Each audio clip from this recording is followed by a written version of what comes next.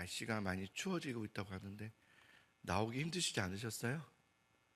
괜찮으셨어요? 네. 아침에 춥지 않으셨어요? 춥죠, 그죠? 차 기다리는 것도 괜찮으셨어요? 아마 마음이 하나님을 향한 마음이 뜨거웠기 때문이 아닐까요? 그죠? 너무 잘하셨습니다. 참 귀하신 것 같아요. 우리 이제 앞에 보면 13장은요 아브람과 롯이 헤어지는 장면이 나오는 이야기죠.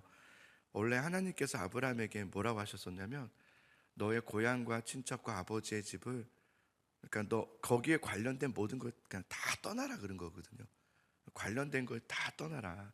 그러니까 아무것도 가진 거 없이 나오라는 말씀이었죠. 그래서 다 나오라. 그럼 뭐 하라는 거예요? 너는 이제 오직 하나님의 말씀만 붙들며 살아라. 너에게는 말씀만 있게 해라 라고 하셔서 부르신 거잖아요. 그런데 조카 롯을 데리고 나왔단 말이에요.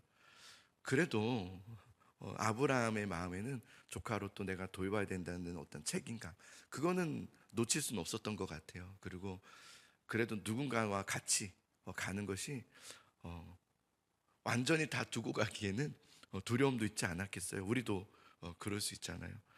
그런데 그 결과가 13장에 보니까 역시나 조카 롯과 또 아브라함, 이 숫자가 많아지면서 서로 자꾸 부딪히는 싸움이 일어나게 되는 걸 아브라함이 보았어요.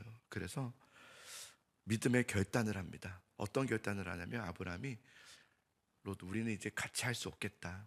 그러니까 하나님의 말씀이 생각났을 것 같아요.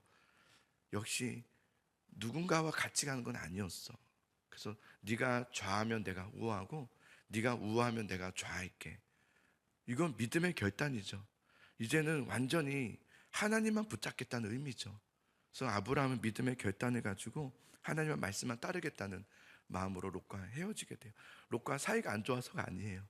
하나님만 이제 정말 따라야 되겠다는 마음을 가졌던 거죠. 여러분, 믿음의 결단이라는 것이 필요합니다. 우리가 믿음 생활하면서 결단 없이 믿음 생활하시면 안 됩니다. 믿음의 결단을 하셔야 돼요. 하나님께서 우리에게 원하시는 것은 완벽한 믿음이 아니라 믿음의 삶을 원하는 거예요. 우린 자꾸 완벽한 삶을 살려고 하다 보니까 믿음의 결단을 안 해요.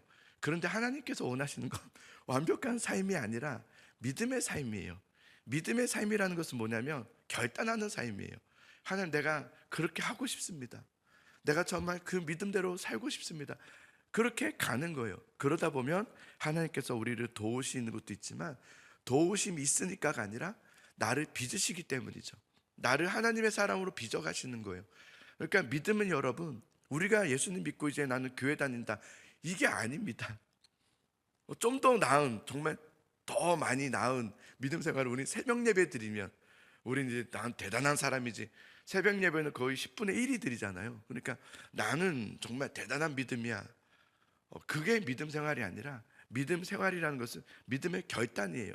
나를 하나님께 드리고 하나님은 나를 빚어 가시는 것, 그게 믿음의 삶이라고 하는 거예요.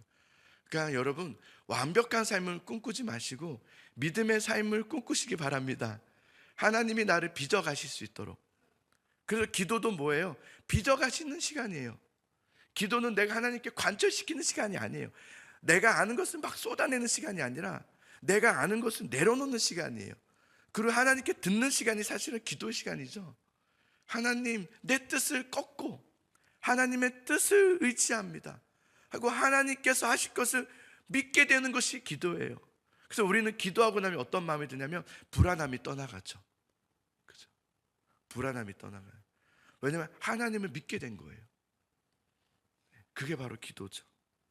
자, 이제는 네가 좌하면 내가 우하겠다, 이 믿음의 결단을 하는 거죠. 저는 말씀 보면서 믿음의 결단이구나 생각했어요. 그런데 롯이 보니까 눈을 들어서, 이 롯의 눈이 뭡니까? 죄의 눈이에요. 죄의 눈. 자기가 보니까 저 소돔과 고모라가 그 당시엔 제일 좋았거든요. 가장 화려하고 가장 풍족한 도시였거든요. 눈을 들어, 죄의 눈을 들어 그곳으로 가버리죠. 근데 아브라함을 보세요. 그 다음 바로 보면 아브라함은 하나님을 바라봐요. 눈을 들어 하나님을 바라보죠. 그래서 하나님의 말씀을 따라가요. 롯은 자신의 인간적인 눈을 따라가고 자신의 판단을 따라가고, 아브라함은 하나님의 말씀을 결단한 대로 하는 거죠. 그렇지만 여러분, 믿음의 결단을 하고 간다고 해서 일이 풀리고 잘 되고 이런 게 아닙니다. 저는 그런 줄 알았어요. 우리가 믿음의 결단을 하고 내가 믿음으로 이렇게 하면은 이제부터는 그냥 잘 돼야 되는 줄 알았어요. 근데 그런 게 아니에요. 우리 그러려고 하는 거 아니에요. 잘 되려고, 나 부유하게 되려고, 나 좀 편안하게 살려고 기도하는 거 아니에요. 그러려고 믿음의 결단을 하는 게 아니에요.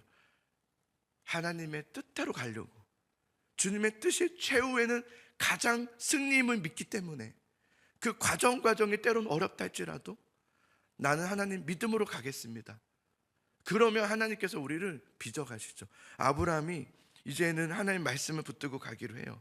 그리고 이제 롯은 소돔으로 가고요. 그리고 아브라함은 헤브론에 머물게 되죠.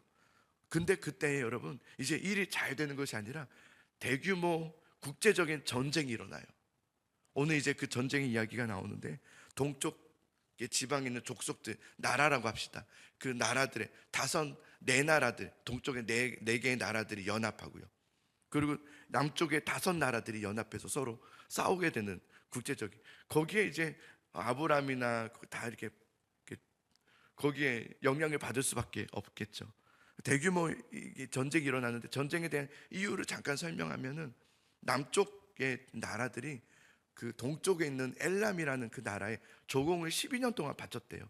그러니까 아마 그 여기 보면은 엘람 왕 그돌람 오멜, 그러죠. 그 사람 거기가 굉장히 강했나 봐요. 그래서 거기에 조공을 바칠 수밖에 없었던 상황이었는데, 남쪽도 나름대로 좀 강해졌던 거예요. 시간이 12년이 지나면서. 그러니까 13년째 될 때 조공을 바치지 아니하였더라.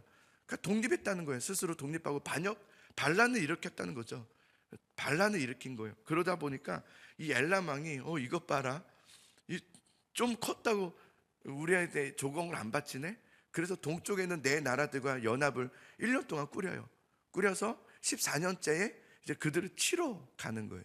그래서 전쟁이 일어나고, 밑에 있는 5 남쪽 나라도 우리도 어느 정도 힘이 있다, 그래서 맞서서 이제 싸우는 거예요. 나름대로 싸울 수 있다고. 그런데 성경 보니까 이 전쟁이 금방 끝납니다. 동쪽에 엘람이 포함됐던 그 나라가 훨씬 세요. 금방 끝나버려요. 그 5나라가 패배가 금방 결론이 나버리게 되죠. 그러면서 이 네 나라, 동쪽 나라가 다 남쪽을 치면서 그곳에 가장 부유했던 소돔과 고모라를 약탈합니다. 전리품을 취하는 거죠. 근데 전리품만 취한 것이 아니라 그곳에 있는 사람들까지도 다 데려가 버려요. 그런데 우리 13장에 나왔던 것처럼 롯이 어디로 갔습니까? 그 전쟁했던 소돔으로 갔잖아요. 롯도 그때 끌려간 거예요. 그 이야기를 아브라함이 듣게 돼요. 아브라함이 듣자마자 그 마므레 상수리 수풀에서 있었던 3명의 사람들과 같이, 그리고 자신이 가신이라고 집에서 훈련시켰던 그 318명을 데리고 그 강력한 동쪽 네 나라와 싸우겠다고 가는 거예요. 저는 이걸 보면서, 물론 아브라함의 마음은 알겠지만 무모한 도전이라는 생각이 들었어요. 방금 전 봤잖아요, 얼마나 강력한지. 근데 318명을 데리고 그들을 치러 간다, 그들에게서 롯을 빼온다, 이게 가능할까 싶어요. 그런데 말씀을 보면요, 그렇게 강력했던 동쪽 연합군을 이 아브라함에게 패배합니다. 되게 신기하죠. 그래서 저는 보면서, 야, 이거 참 놀랍다. 도대체 하나님이 이 얘기를 통해서 뭘 우리에게 주시고 싶으신 걸까? 그렇게 아브라함이 동쪽 연합군들을 치고요, 그리고 그곳에서 빼앗겼던 모든 전리품들을 다 취해오고요, 그리고 롯까지도 다 구출해 줍니다. 그러면서 이제 돌아오는 길에, 이제 그것이 오늘의 말씀의 핵심이죠. 돌아오는 길에 아브라함의 표정과 아브라함의 모습이 어떻겠습니까? 굉장히 의기양양했을 겁니다. 내가 318명을 데리고 저 동쪽 저 내 나라를, 그러니까 지금 최강 아닙니까? 최강. 아브라함이 최강이 된 거예요. 여러분, 우리가 최강이 될 때 얼마나 의기양양하겠습니까? 내가 역시 내가 하면서 이렇게 돌아오는 그 길에 2 왕을 만나게 돼요. 멜기세덱이라는 왕과 소돔 왕을 만나게 돼요. 자, 근데 소돔 왕이 아브라함을 보고 이렇게 말해요. 고생했다. 참 대단하다. 아브라함이 아니었으면 이럴 수 없었을 것이다. 그래서 아브라함, 당신이 수고했으니까 그 사람들은 우리에게 돌려주고, 그렇죠, 소돔에게 돌려줘야죠. 돌려주고, 그러나 우리의 것이었던 그 전리품들은 당신이 취하라. 당신이 참 대단하다. 아브라함이 한 거잖아요. 아브라함 정말 대단했잖아요. 당신의 것으로 분깃으로 삼으라 그래요. 자, 그런데 멜기세덱은 다른 말을 해요. 뭐라고 말하냐면, 아브라함아, 천지의 주제이신 높으신, 지극히 높으신 하나님을 찬송할지로다. 이게 뭐냐면 하나님께 감사하라는 거예요. 여기서 멜기세덱은 누구인가? 멜기세덱은 18절에 보면 살렘 왕, 평강의 왕이라고도 하고요, 지극히 높으신 하나님의 제사장이었더라 그랬어요. 18절에. 그렇죠? 이 멜기세덱에 대해서 더 정확하게는 히브리서 7장에 나와요. 나중에 읽어보세요. 히브리 7장에 보면은 먼저는 의의 왕이요, 나중에는 평강의 왕이라. 그게 누굽니까? 예수 그리스도를 의미하죠. 히브리서에서는 가장 명확한 해석이죠. 멜기세덱은 오실 예수 그리스도를 상징하죠. 예수님의 그 모습을 상징하죠. 그 의의 왕이었던 멜기세덱이 아브라함에게 이렇게 말하는 거예요. 이 전쟁의 승리는 네 힘과 능력과 너의 어떤 그것으로 이룬 것이 아니다. 하나님이 이 전쟁에서 이기게 하셨고 하나님이 빼앗겼던 모든 것을 되찾게 하셨다. 너는 지극히 높으신 하나님을 찬송할지로다. 이렇게 말한단 말이에요. 잘 보면 여러분, 두 왕이 있죠. 소돔 왕과 멜기세덱 왕은, 소돔 왕 같은 경우는 아브라함 자신에게 초점을 맞추게 해요. 네가 대단했다. 그런데 멜기세덱은 하나님께 초점을 맞추게 하고 있어요. 하나님이 하셨다. 하나님을 바라보라는 거예요. 이에 아브라함이 어떻게 하는지 아십니까? 멜기세덱에게 11조를 드리니라 그랬어요. 여기서 성경에 나오는 11조, 최초의 11조가 나오죠. 11조라는 개념이 뭐냐면 여러분, 우리가 알고 있는 개념이 뭐냐면, 대부분의 개념이 내가 가진 것의 10분의 1을 드리는 개념이라고 생각해요. 10분의 1이라고 해요. 10분. 그래서 사람들이 생각하기로는, 우리가 그렇게 배웠어요. 사실은 한국교회에서는 10분의 1은 하나님의 것이고, 그러면 나머지 9는 뭐예요? 9는 내 것이라고 생각하는 거예요. 그러니까 아까운 거예요. 이걸 그냥 돈의 개념으로 생각하는 거예요. 여기서 11이라는 숫자는 뭐냐면 여러분, 우리가 생각하는 것처럼 10분의 1의 개념이 아니라 10의 대표를 말하는 거예요. 분의 1이 아니에요. 10의 대표예요. 대표. 달라요. 의미가 완전히 달라요. 1이라는 것은 그 10의 모든 것을 말해요. 대표가 없어져 버리면 그 모든 것은 없는 겁니다.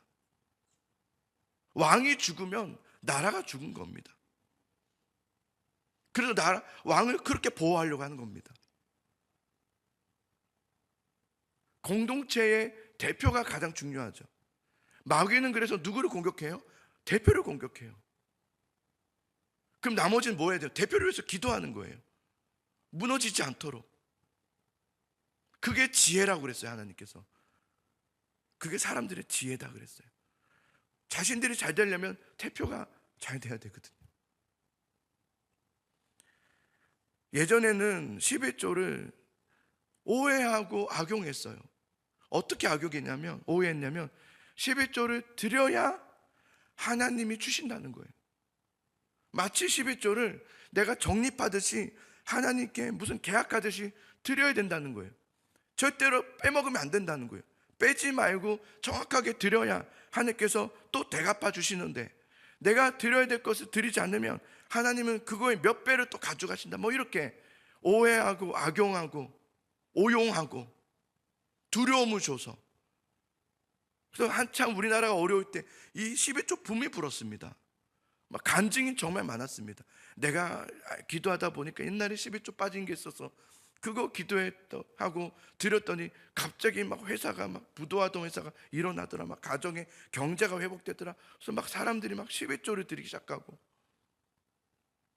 뭐 돈은 하나님께 넣었다가 몇 배로 또 돌려받게 되는 그런 개념으로 사람들이 하는 거죠.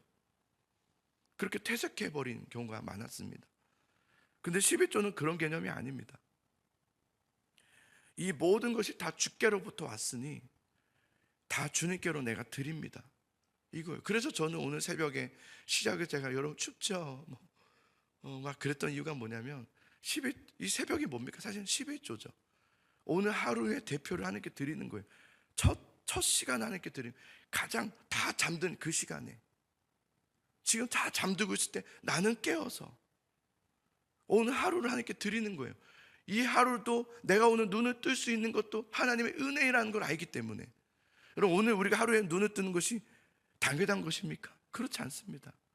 하나님의 은혜라는 걸 알기 때문에 하나님께 나와서 추워도 나와서 드리는 거죠. 너무 추워서 감기 걸리면 못 나오는 게 당연하고요. 그럼에도 불구하고 난 나올 거다, 뭐 이런 의미가 아니라, 하나님께 내 모든 것을, 내가 가진 이 모든 것은 다 하나님의 것입니다. 이게 11조예요. 이 온전한 11조가 지금 다시 회복돼야 되는 거죠. 이 11조는 돈만이 아니에요. 어떤 내가 헌금만 말하는 게 아니에요. 나의 삶의 믿음의 결단이에요. 주님, 나는 주님 말씀대로 살겠습니다. 정말 주의 뜻대로 살겠습니다. 우리의 기도는 그런 기도가 돼야 돼요. 내가 하나님 말씀대로 살지 못함을 기도하는 거예요. 그래서 내가 하나님 말씀대로 살게 해달라고 기도하는 게 기도 시간이에요. 우리가 그래서 부르짖는 거예요. 그러면 그 부르짖음에 힘이 있어요. 근데 내 뜻을 이루어달라고 하는 기도에 부르짖음에 힘이 없어져요. 그렇죠. 아브라함은 소돔 왕의 그 세상적 제안을 거절하기로 해요. 그리고 어느 것 하나로 나는 실 한 오락이라도 취하지 않겠습니다 라고 얘기해요. 어느 것도 나의 것을 나의 것으로 삼지 않겠습니다. 하나님만이 나의 가장 큰 상급이십니다, 이렇게 고백한 거죠. 여러분, 하나님이 여러분의 큰 상급이십니까? 하나님만이 나에게 가장 큰 상급이십니까? 그러자 내일 말씀인데요, 하나님께서 아브라함에게 나오셔서 말씀하세요. 아브라함아, 두려워하지 말아라. 나는 네 방패요 너의 지극히 큰 상급이니라, 그렇게 말씀하세요. 그게 하나님의 은혜예요. 이게 믿음의 결단의 결론이에요. 우리는 여기까지 가는 거예요. 내 뜻이 안 이루어지고 내 뜻 이루어지고 안 이루어지는 중요하지 않아요. 하나님이 나에게 가장 큰 상급이십니다의 고백으로 내 입술이 바뀌어지는 거예요. 그게 믿음의 우리의 기도해야 되겠죠. 우리 같이 오늘 그렇게 기도하기 원합니다. 정말 기도다운 기도를 해보는 거예요. 하나님, 믿음의 결단을 하는 거예요. 주님, 내 뜻대로 되게 해달라는 게 아니에요. 하나님, 내 것은 없어요. 다 하나님의 것이란 말이에요. 하나님께 드립니다. 주님, 주님께 다 드립니다. 날 써주십시오. 내 생명을 사용해 주십시오. 내 호흡을 사용해 주십시오. 하나님, 내 손을 사용해 주십시오. 주님께 내가 쓰임받기를 원합니다. 그리고 하나님이 하실 것을 믿습니다. 그렇게 고백하면서 기도하며 나아가기 바랍니다.